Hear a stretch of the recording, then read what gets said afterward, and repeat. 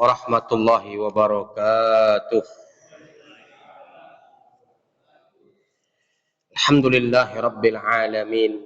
Wassalatu wassalamu ala ashrafil anbiya'i wal mursalin wa ala alihi wa ashabi rasulillahi ajma'in. Ashhadu an la ilaha illallah wahdahu la syarika lah wa ashhadu anna sayyidana Muhammad ibn Abdullah salawatullah alaihi wa salamuhu sallallahu alaihi wa ala alihi wa ashabihi wa man sara ala nahjihi wa tamassaka bi sunnatihi ila yaumiddin wa sallama tasliman katsiran mazida amma ba'd. Alhamdulillah, pada malam hari ini kembali kita bersyukur kepada Allah Rabbul Alamin atas segala limpahan nikmat dan karunia yang telah Allah Subhanahu wa taala berikan kepada kita semua. Berselawat kita kepada Rasulullah Muhammad sallallahu alaihi wa alihi wasallam dengan lafaz Allahumma salli ala sayyidina Muhammad wa ala ali sayyidina Muhammad. Assalamu alayka ya Rasulullah. Semoga selawat yang kita bacakan menjadi pertanda bukti cinta kita kepada Rasulullah Muhammad sallallahu alaihi wa alihi wasallam. Dan semoga kita semua mendapatkan syafaat Nabi pada hari kiamat kelak. Amin ya rabbal alamin. Baik Bapak Ibu yang dimuliakan oleh Allah, kita mulai kajian perdana kita yang kita ambil dari kitab Bulughul Maram yang dikarang oleh Al-Imam Ibnu Hajar Al-Asqalani rahimahullahu rahmatan wasi'ah. Baik Bapak Ibu, kita mulai kajian kita dengan hadis atau kalam Nabi yang mana dibawakan oleh Imam Al-Bukhari dan Muslim dalam sahihnya dari sahabat Abu Ayyub Al-Ansari, semoga Allah tabaraka wa taala meridainya. Wa an Abi Ayyub radhiyallahu anhu anna Rasulullah sallallahu alaihi wasallam qala la yahillu li muslimin ayyahjura akhahu fawqa thalathi layalin yaltaqiyani fayu'ridu hadha wa yu'ridu hadha wa khairuhuma alladhi yabda'u bis salam. Bapak Ibu yang dimuliakan oleh Allah, dari sahabat Nabi yang bernama Abu Ayyub Al-Ansari, semoga Allah tabaraka wa taala meridainya, adalah Nabi Muhammad sallallahu alaihi wa alihi wasallam bersabda, tidak halal bagi seorang muslim, tidak halal bagi seorang yang mengaku beragama Islam untuk tidak bertegur sapa dengan saudaranya lebih 3 hari 3 malam. Yaltaqiyan, ketika bertemu, fayu'ridu hadza wa yu'ridu hadza. Ketika bertemu antara satu dengan yang lainnya saling berpaling. Wa khairuhuma, dan yang paling baik di antara mereka berdua adalah alladzi yabda'u bis salam, yang paling pertama sekali memulai mengucapkan salam. Bapak Ibu yang dimuliakan Allah, masuk kita kepada syarhul hadis. Kenapa Nabi mengatakan tidak halal? Lawan kata halal apa Pak? Lawan kata halal apa Bu? Haram. Berarti kalau kita tidak bertegur sapa dengan saudara kita lebih 3 hari 3 malam, berarti kita terjebak pada lingkaran yang haram. Kenapa demikian? Nabi kita berkalam tidak halal, berarti haram. Tidak halal seseorang yang mengaku sebagai muslim tak bertegur sapa dengan saudaranya lebih 3 hari 3 malam. Bapak Ibu, dalil ini, hadis ini adalah kecaman.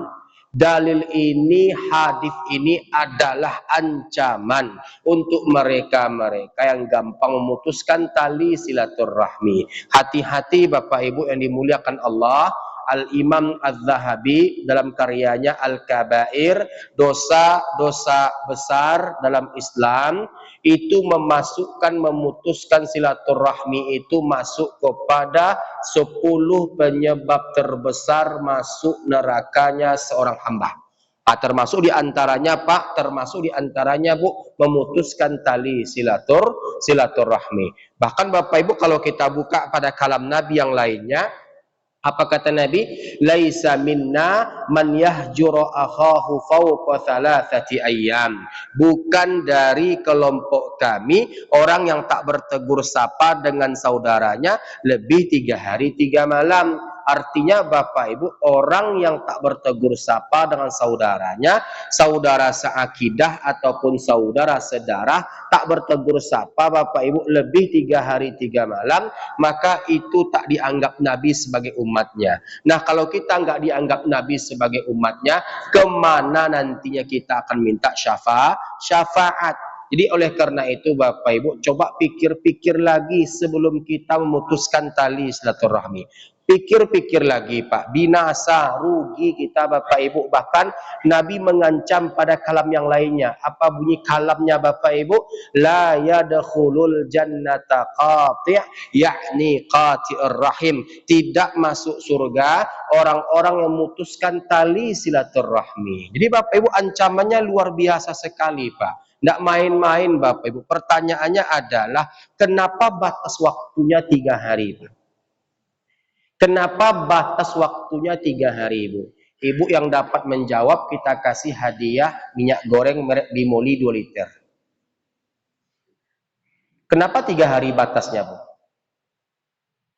Kenapa 3 hari Pak? Kenapa enggak 3 minggu? Kenapa enggak 3 bulan atau 3 tahun? Kenapa 3 hari Pak? Makna falsafahnya adalah haram kita berlama-lama Pak untuk tak bertegur sapa Bapak Ibu. Haram kita berlama-lama untuk berdiam-diam. Makanya Pak, 3 hari itu adalah waktu yang cukup efektif untuk kita bermuhasabah.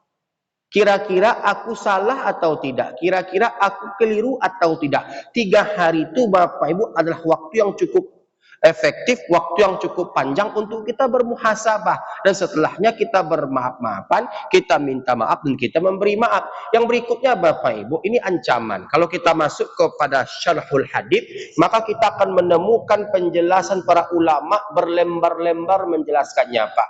Maka kami singkat saja, berhubung waktu kita terbatas dan super sangat terbatas, 3 ancaman untuk mereka-mereka yang memutuskan tali silaturahmi. Ancaman pertama Bapak Ibu, ditahannya amal kebaikan yang harusnya diberikan kepada mereka, amal kebaikan, rahmat Allah, ampunan dari Allah diberikan kepada mereka, ditahan sampai mereka berdamai. Jadi Bapak Ibu, kita ambil dalil yang dibawakan oleh Imam Al-Bukhari yang termaktub pada lembaran berikutnya, yang mana Al-Imam Ibnu Hajar Al-Asqalani memasukkannya kepada ancaman bagi mereka yang memutuskan tali silaturahmi. Pertama Bapak Ibu, kalam Nabi menyebutkannya adalah tuftahu abwabul jannah yaumal itsnaini wa yaumal khamis fayughfaru likulli abdin la yusyriku billahi syai'a illa rajulan kanat bainahu wa baina akhihi syahna fayuqal anziru hadaini hatta yastaliha anziru hadaini hatta yastaliha anziru hadaini hatta yastaliha. Apa artinya Ustaz?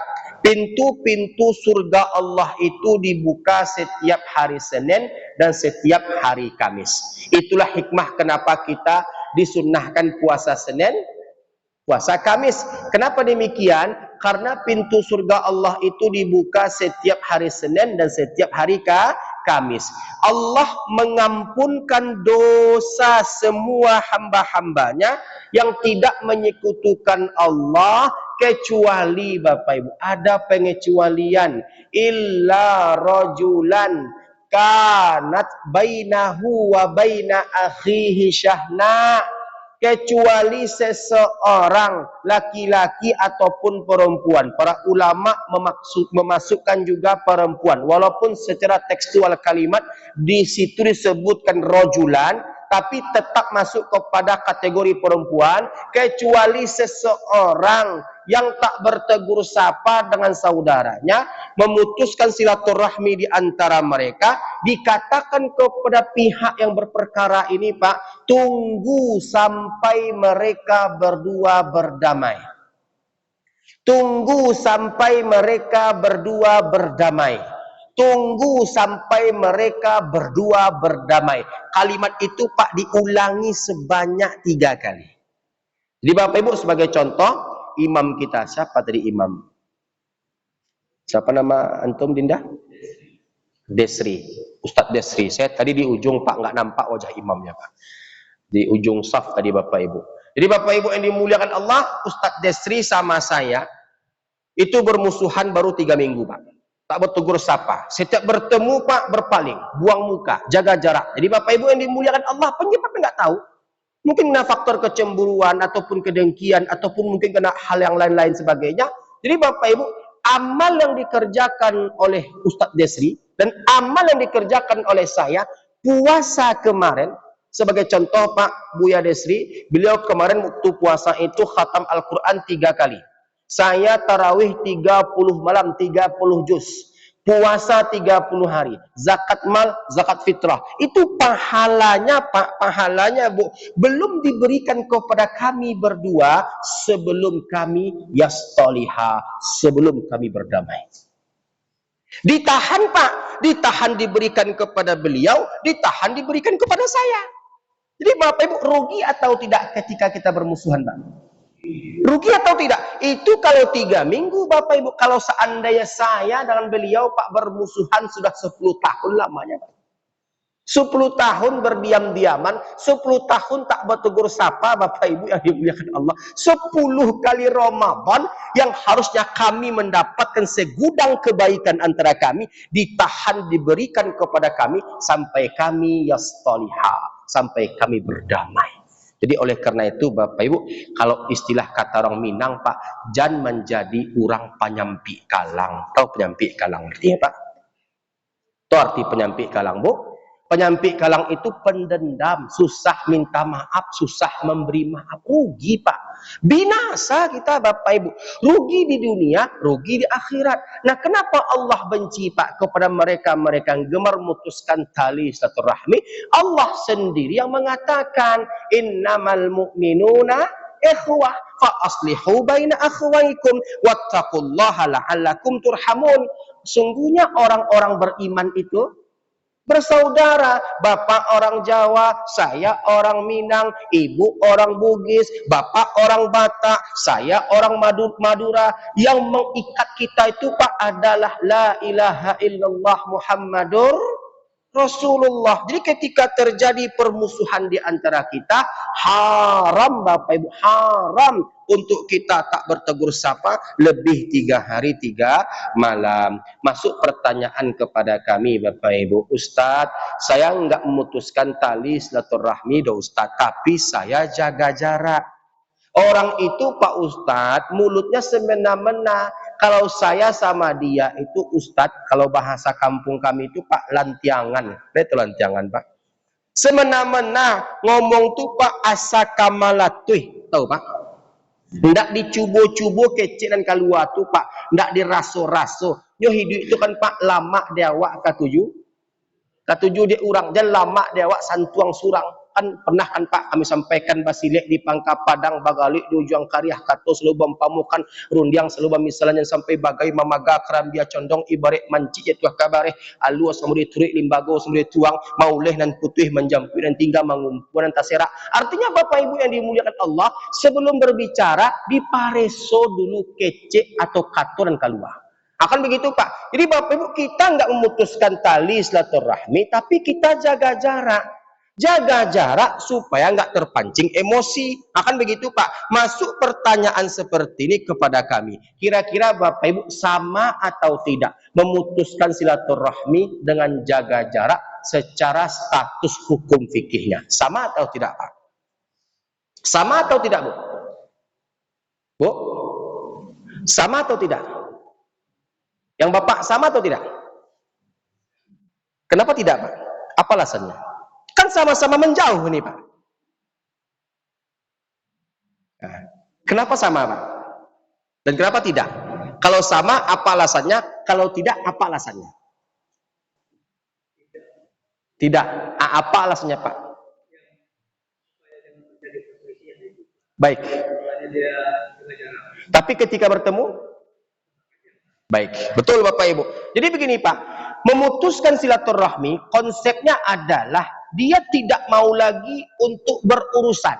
Ketika bertemu berpaling, ketika bertemu buang muka. Pokoknya dia nggak mau lagi melihat tampang orang itu.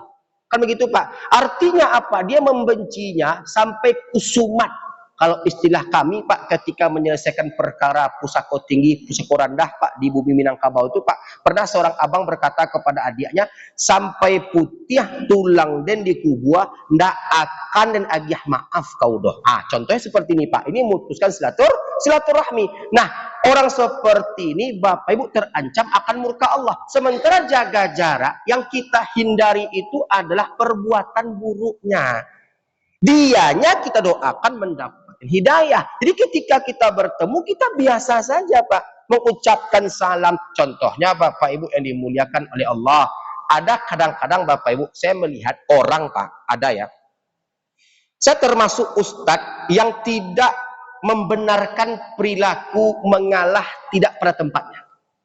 Karena Islam itu Bapak Ibu bukan melarang amarah, Islam menempatkan amarah. Jadi Bapak Ibu ketika harga diri kita diinjak-injak, kita sabar, itu bukan sabar namanya Pak, bongak namanya itu Pak.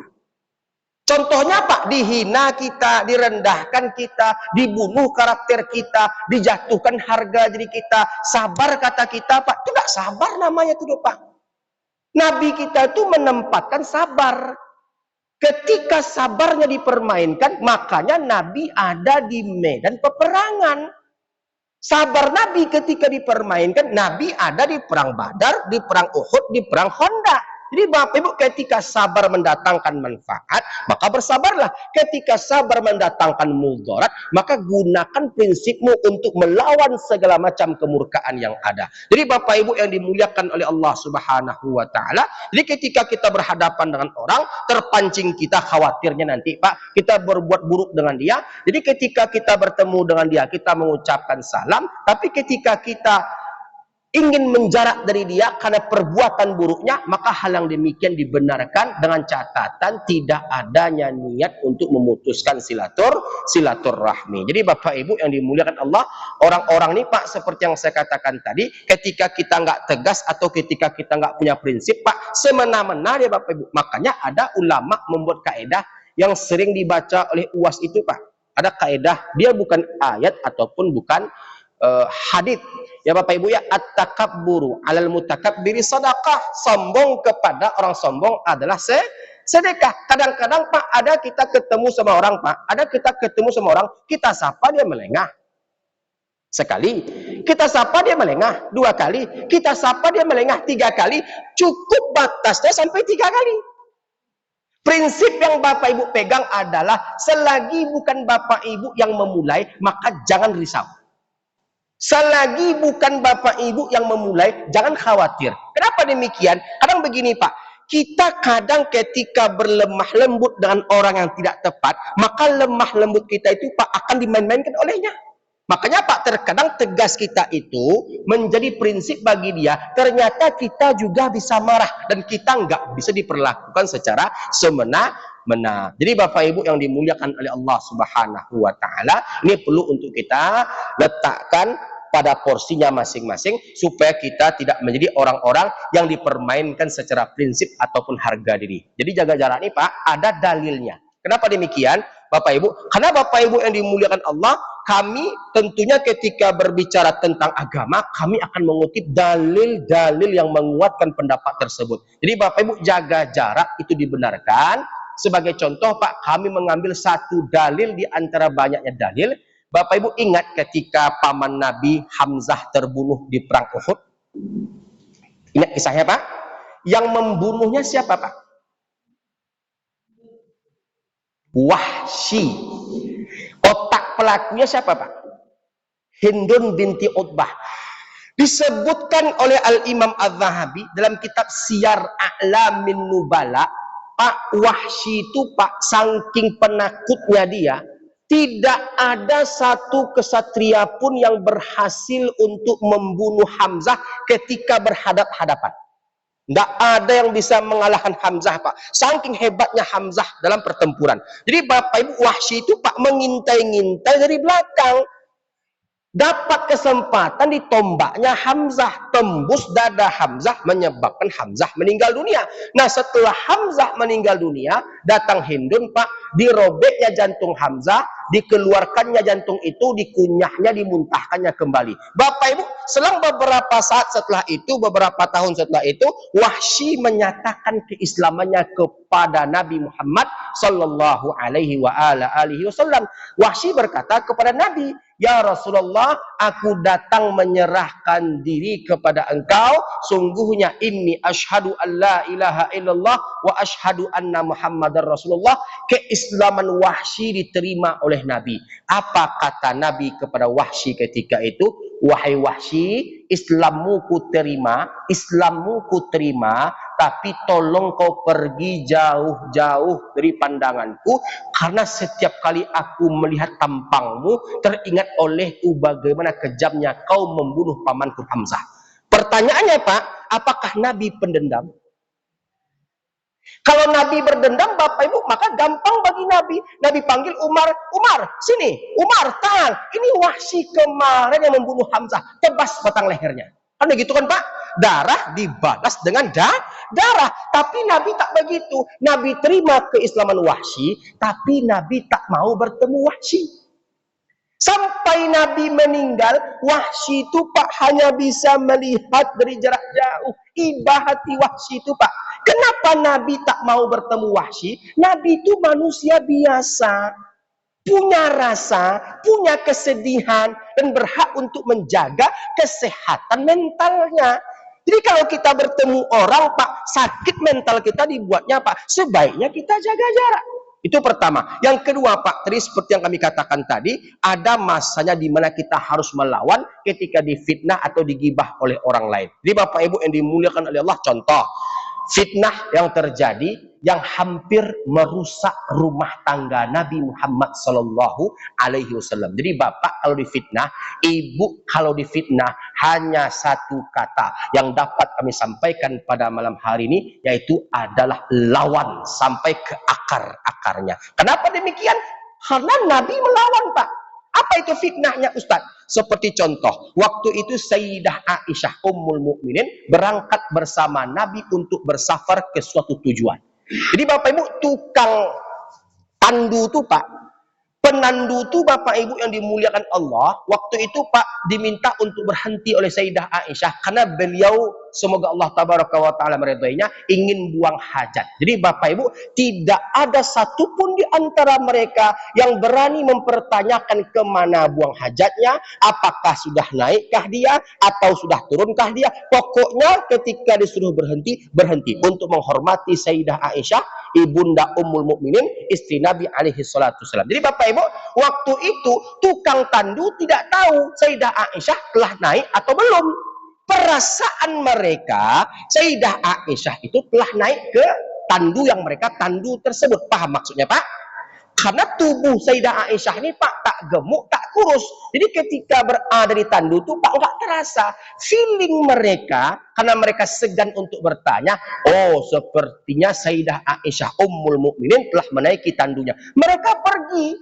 Sementara Sayyidah Aisyah masih ada pada kondisi buang hajat. Akhirnya ketinggalan rombongan beliau, Bapak Ibu, yang sehingganya beliau menantikan rombongan terakhir dengan duduk di bawah pohon. Datanglah seorang sahabat yang bernama Sofwan di atas kudanya. Terkejut dia, Bapak Ibu, ditengoknya ada Sayyidah Aisyah.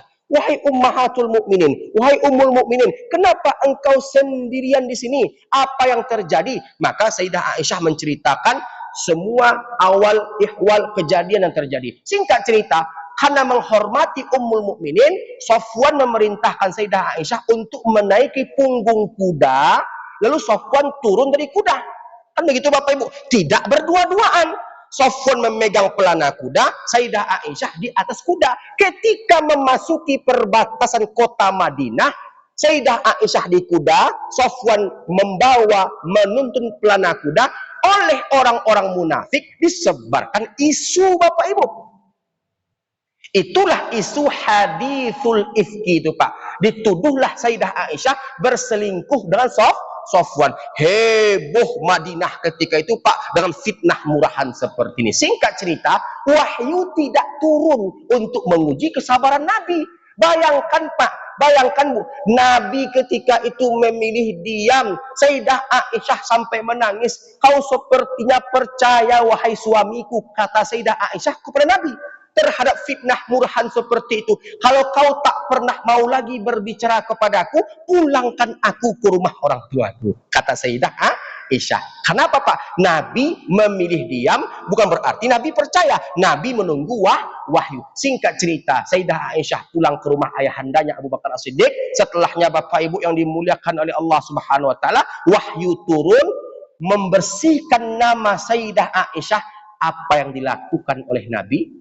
Fitnah itu hampir menghancurkan rumah tangga Nabi. Apa yang dilakukan oleh Nabi, Bapak Ibu? Apakah Nabi sabar? Tidak, Bapak Ibu. Nabi kumpulkan tokoh-tokoh munafik yang menyebarkan isu tersebut, dibariskan di sebuah tempat, dipancung lehernya, Bapak Ibu. Jadi oleh karena itu, Pak, ketika kita melakukan kezoliman sama orang, Bapak Ibu ya, orang yang terzolimi itu punya dua hak. Bu, orang yang terzolimi itu punya dua hak. Hak pertama hak untuk memaafkan, hak kedua hak untuk tidak memaafkan. Jadi Bapak Ibu, apa dalilnya Ustaz? Nabi kita berkalam, wattaqidah watal maghlum fa inna laisa bainahu wa bainallah hijab. Berhati-hatilah kalian dengan doa orang-orang terzolimi. Maksudnya apa, Pak? Kok sampai Nabi berkata berhati-hati, Pak? Maksudnya doa keburukan. Berhati-hatilah kalian dengan doa orang-orang terzolimi, karena sungguhnya tidak ada pembatas antara diri orang terzolimi dengan Allah. Pasti Allah kabulkan doa mereka. Jadi Bapak Ibu, orang yang terzolimi itu punya dua hak. Hak untuk memaafkan, hak untuk tidak memaafkan. Jadi oleh karena itu Bapak Ibu, kita nggak bisa berlindung dengan kaidah yang penting kan aku sudah minta maaf, dimaafkan atau tidak itu bukan urusanku. Oh, nggak bisa, Pak. Kalau orang itu belum bisa memaafkan kita, tidak bisa kita katakan dia itu seorang pendendam. Bisa jadi kezoliman yang kita lakukan itu, Pak, merobek, melukai hatinya. Luka itu menganga, sulit untuk sembuh, dan butuh waktu untuk menyembuhkan luka hati tersebut. Paham Bapak Ibu? Dan bahkan Bapak Ibu, ketika kita minta maaf kepada orang, Pak, contohnya, saya dulu pernah menggibah atau memfitnah Buya Desri. Saya minta maaf kepada Buya. Saya salam-salam begini, Pak. Assalamualaikum. Assalamualaikum. Oh, enggak bisa, Pak. Salam secara formalitas itu dikatakan ittafaqal fuqaha wal ulama. Sepakat para ulama, salam minta maaf secara formalitas tidak menyebutkan jenis kesalahan yang kita lakukan kepada korban tersebut, maka itu tidak bisa dikatakan permintaan maaf secara sempurna. Jadi saya harus berkata kepada Buya Desri, saya mohon maaf kemarin saya menggibah antum maafkan atau tidak. Itu haknya Bapak Ibu memaafkan atau tidak, menyebutkan jenis kesalahan yang kita lakukan kepada korban tersebut. Makanya Bapak Ibu, sepakat para ulama, Bapak Ibu yang dimuliakan Allah, urusan dengan manusia jauh lebih berat ketimbang urusan dengan manusia, jauh lebih berat ketimbang urusan dengan Allah Subhanahu wa taala. Jadi oleh karenanya, Pak, oleh karenanya Bu, jaga jarak itu boleh asalkan dengan catatan tidak adanya keinginan ataupun niat untuk memutuskan tali silaturahmi. Yang kita hindari itu adalah perbuatan buruknya, tapi dianya tetap kita doakan supaya mendapatkan hidayah. Jadi Bapak Ibu, yang menyebabkan putusnya silaturahmi itu ada dua, Pak. Setelah ditinjau lagi, Pak, diselami lagi, Pak, ada dua. Pertama adalah ghibah. Yang kedua adalah namimah. Pertama adalah gunjing, yang kedua adalah adu domba. Gunjing ini Bapak Ibu, itu dosa besar. Dosa besar. Buktinya coba nanti baca surat Al-Hujurat. Saya lupa ayatnya. Ayat keberapa itu? Kalau nggak salah saya ayat yang ke-12. Juz 26, surat setelah Al-Fatah sebelum Qaf, kalau saya nggak salah. Ya, Bapak Ibu ya, Al-Hujurat. Coba Bapak Ibu baca terjemahannya nanti ketika di rumah Bapak Ibu ya, tentang bagaimana ancaman untuk mereka-mereka yang berghibah atau melakukan ghibah kepada manusia. Betul, ayat 12 dari Al-Hujurat juz 26. Jadi Bapak Ibu yang dimuliakan Allah, ghibah itu dosa besar, tapi kita mengatakan itu biasa dengan melegalkannya, dan kita bahkan Pak gampang terpancing dengan ghibah tersebut. Ghibah itu Pak, ketika kita nggak minta maaf kepada korban-korban ghibahan kita, maka siap-siap nanti kita akan menantikan pengadilan Allah di hari kiamat. Bukti Pak, bukti Bu, bahwasanya semua kita pernah terjebak pada dosa ghibah. Kita tes Pak pada malam hari ini untuk ibu-ibu di belakang.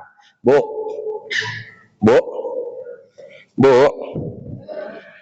Alhamdulillah di mobil saya bukan sok-sok kaya atau bagaimana Bu, ini hadiah. Karena memberi hadiah itu merupakan sunnah Nabi. Di mobil saya Bu ada minyak goreng, 1 kardus merek Bimoli, isi 6 piece 2 liter.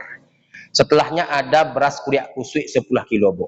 Baru datang Bu dari Sumatera Barat. Yang ketiga, telur ayam premium harga 58.000 besar-besar dari toko Anak Abah. Saya kasih 2 papan. Gula merek Rose Brand 2 kilo. Saya kasihkan kepada ibu nanti, Bu Desri, nanti tolong turunkan dari mobil saya. Ya, untuk ibu-ibu yang mau angkat tangan, ibu yang tak pernah menggibah orang walaupun cuma sekali. Coba angkat tangan. Ada atau tidak? Yang tak pernah menggibah. Insya Allah nanti Bu Desri ambil di mobil. Saya kasih cuma-cuma. Tapi syaratnya adalah coba ibu angkat tangan. Yang tak pernah menggibah orang, walaupun cuma sekali. Kalaupun ada yang angkat tangan, Pak, nggak percaya saya, Pak. Nggak percaya saya, Bu. Kenapa saya nggak percaya? Nggak mungkin. Nggak ibu, nggak bapak, nggak saya.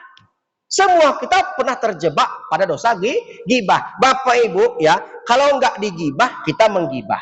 Kalau nggak difitnah, kita memfitnah. Jadi Bapak Ibu, itu dinamika kehidupan bermasyarakat. Maka oleh karenanya yang bisa ditutup itu adalah mulut botol. Adapun mulut manusia Pak, sampai hari kiamat tidak akan pernah bisa kita tutup. Bapak Ibu ingin supaya Bapak Ibu nanti sampai hari kiamat tidak akan digibah lagi oleh manusia? Mau tahu caranya Pak? Mau tahu caranya Bu? Bu, Ibu ingin nggak saya ajarkan satu cara, Bapak juga, supaya Bapak Ibu tak digibah oleh orang sampai hari kiamat? Mau Pak? Mau Bu? Silahkan tinggal di sebelah kuburan Bapak Ibu. Nggak ada manusia kan Pak? Totalnya nggak ada. Oh, itu orang meninggal dunia Bapak Ibu. Tapi selagi Bapak tinggal di sebelah kiri manusia, di sebelah kanan manusia, di depan manusia, di belakang manusia, di atas manusia, di bawah manusia, sebanyak yang suka, sebanyak yang benci. Jadi oleh karenanya Bapak kita hadapi dengan lapang dada, bijaksana. Jangan dibawa ke hati. Ingat, pertengkaran itu hal yang biasa, tapi jangan sampai putus silaturahmi. Kalau boleh saya tanya nih Pak, tempat yang paling banyak pertikaian itu di mana Pak? Di mana Pak? Di mana Pak? Di mana Pak? Enggak, yang paling banyak nih Pak, masjid. Betul. Betul Pak. Saya 80 sampai 90% Bapak Ibu, di mana saya berceramah, ketua tak bertegur sapa sama bendahara, bendahara tak bertegur sapa sama sekretaris, imam tak bertegur sapa dengan makmumnya. Saya mengaji Bapak Ibu buka kulit tanpa isi Pak. Apa yang saya dapatkan saya sampaikan kepada Bapak Ibu. Faktanya memang seperti itu Pak. Boleh kita berdebat, boleh kita bertengkar, putus silaturahmi jangan. Iko indah Pak sampai pindah masjid Pak. La haula wala quwata illa billah. Bapak Ibu, ini ada kejadian lucu. Tadi penyebab putusnya silaturahmi itu ada 2. Pertama ghibah, sudah kita ambil contohnya. Yang kedua sekarang namimah, adu domba. Bapak Ibu, apa kata Al-Imam Al-Ghazali dalam kitab Ihya? Bapak Ibu ingin tahu enggak induk munafik itu apa? Induk Quran, Bu Desri, Al-Fatihah. Induknya zikir, la ilaha illallah. Induk munafik itu Pak adalah, kata Imam Ghazali, orang dengan perangai sebagai berikut. Dia nggak suka kepada si A. Dia nggak suka kepada si B. Diajaknya orang beramai-ramai untuk tak menyukai si A. Diajaknya orang beramai-ramai untuk tak menyukai si B. Ada nggak orang dengan perangai seperti ini, Pak? Ada nggak, Bu? Orang dengan perangai seperti ini, Bapak Ibu, kalau tak bertaubat kepada Allah, matinya pasti dalam keadaan su'ul khatimah. Yang ngomong nggak saya, yang ngomong para ulama, mengintisarikan kalam Nabi yang ada pada hadits la yadkhulul jannata fattat atau la yadkhulul jannata namam. Tidak masuk surga tukang adu domba. Terjadi, Bapak Ibu. Bulan puasa kemarin, tepatnya puasa ke-8, saya diundang isi kajian di sebuah masjid di Tengkubai arah ke Semintan, Pak. Tahu, Pak? Tengkubai arah ke Laber 1, Pak. Ada sekolah Az-Zuhra, kalau saya nggak salah itu, Bapak Ibu. Jadi Bapak Ibu, tahun kemarin saya juga yang diundang ngisi. Artinya tahun kemarin itu Bapak Ibu yang hadir itu nggak kurang 60 orang. Tahun sekarang, saya orangnya Pak on time. On time itu artinya saya 15 menit sebelum kajian saya standby, Bapak Ibu. Insya Allah mudah-mudahan menjadi contoh untuk yang lainnya. Kenapa demikian? Kita kan nggak tahu, Pak. Mana tahu ada kendala di jalan yang menyebabkan kita terlambat. Kalau bisa kita sama-sama takbir pertama bersama imam. Itu contoh yang berusaha kami contohkan kepada Bapak Ibu semua. Jadi Bapak Ibu yang dimuliakan Allah, saya on time. Hari puasa ke-8 itu datang pukul 17.30, pukul 17:04. Acara dimulai pukul 17.30. Yang datang cuma 5 orang. Saya berbaik sangka mungkin masih banyak di rumah. Sampai pukul 18, yang datang masih 5 orang. Sampai selesai orang mengaji di radio, Pak, sadaqallahul azim, yang datang cuma 5 orang. Bu, nasi kotak terjejer banyak, Bu, di atas meja hidangan. Nasi kotak tuh Bapak Ibu enggak kurang 100 kotak. Merek kotaknya itu Pak Nurdin Jalan Kaharudin Nasution. Lauknya Pak tertulis RDG. Apa RDG itu, Pak? Nah, sampai kan ada tuh kan Pak, setelah qori membaca sadaqallahul azim, kan ada tuh kan Pak ucapan selamat berbuka puasa dari wali kota Pekanbaru. Yang datang cuma 5 orang. Bapak Ibu takjil waktu itu ada semangka, ada duku, ada pastel, ada risol, ada kurma Priaman. Tuh kurma Priaman, Pak. Salalawa. Nah, jadi Bapak Ibu banyak, Pak. Yang datang cuma 5 orang. Saya tanyalah kepada ibu-ibu koordinator, Bu, kenapa yang datang cuma 5 orang? Berarti saya datang nggak ada yang ngisi kajian. Kenapa? Sampai detik ini mau berbuka lagi kita, Bu, yang datang cuma 5 orang. Menangis ibu itu, Pak. Itulah Pak Ustadz, semenjak pesan WA beredar di grup WA Pak Ustadz, beginilah kondisi kami. Apa pesannya, Bu? Pesannya adalah kalau pengurus baru yang buat acara, pengurus lama tidak akan datang. Astagfirullah. Inyonan bacaka masjid yang jadi korban. Fakta ini Pak terjadi nih Bapak Ibu. Nah, jadi oleh karena itu Bapak Ibu yang dimuliakan Allah, ancaman pertama untuk mereka-mereka yang memutuskan tali silaturahmi adalah amal kebaikan mereka ditahan oleh Allah Subhanahu wa taala sampai mereka berdamai. Konsekuensi resiko yang kita terima itu Pak nggak main-main Bapak Ibu yang dimuliakan Allah. Jadi jangan coba-coba kita memutuskan tali silaturahmi kalau kita tidak mau mendapatkan murka Allah Subhanahu wa ta'ala. Baik Bapak Ibu, sebelum kita pindah kepada ancaman kedua, berhubung kajian kita masih panjang, saya ingin membacakan sebuah pertanyaan. Jaga jarak yang dilakukan oleh seorang anak kepada keluarganya. Nah, ini boleh atau tidak Bapak Ibu? Saya bacakan. Berhubung Bapak Ibu, saya bukan bermaksud untuk berbangga-bangga, saya konsultan syariah dalam problematika rumah tangga. Jadi oleh karenanya permasalahan keluarga, warisan, hibah, ataupun masalah rujuk, tolak, ilah, li'an, zihar, itu banyak orang bertanya kepada saya. Jadi Bapak Ibu, saya bolak-balik ke pengadilan agama untuk supaya orang jangan sampai bercerai. Jadi kalau Bapak Ibu ada rencana ingin bercerai, hubungi saya. Jadi Bapak Ibu, ini ada pertanyaan masuk kepada saya tanggal, sebentar Pak, kalau nggak saya hapus, mudah-mudahan nggak saya hapus. 14 April 2026 pukul 18.46. 14 April 2026 pukul 18.41, 18.46. Pertanyaannya dilayangkan kepada saya habis maghrib. Bapak Ibu, karena kita berbicara jaga jarak, sekarang tolong Bapak Ibu cerna pertanyaannya baik-baik. Assalamualaikum Syekh. Waalaikumsalam. Syekh, apakah berdosa bila saya jaga jarak dan tidak berhubungan dengan orang tua dan saudara-saudara kandung saya? Kami adalah 5 bersaudara dan saya anak kedua. Orang tua saya tidak adil kepada saya, terutama ibu saya. Ibu saya pilih-pilih kasih sayang. Saya termasuk anak yang kurang diperhatikan. Keberadaan saya tidak pernah dianggap, dan sekarang di saat saya punya harta dan kedudukan, ibu saya menyuruh saya untuk rajin membagikannya kepada saudara-saudara kandung saya. Padahal dulu ketika saya dan istri hampir tidak makan, tidak ada seorang pun yang peduli, dan bahkan ibu saya dengan santainya menghina kami dengan kemiskinan kami. Bukti rekaman suara terlampir. Dia kirimkan bukti, Pak, rekaman ibunya menghina dia ketika dia miskin. Allah Maha Adil, Syekh. Allah angkat derajat kami dan Allah berikan kepada kami harta yang cukup berlebih. Mohon petunjuknya, Syekh. Jazakumullah khairan katsiran. Bapak Ibu, kalau Bapak Ibu ditanya dengan pertanyaan seperti ini, kira-kira apa jawaban Bapak Ibu? Tadi kita berbicara jaga jarak.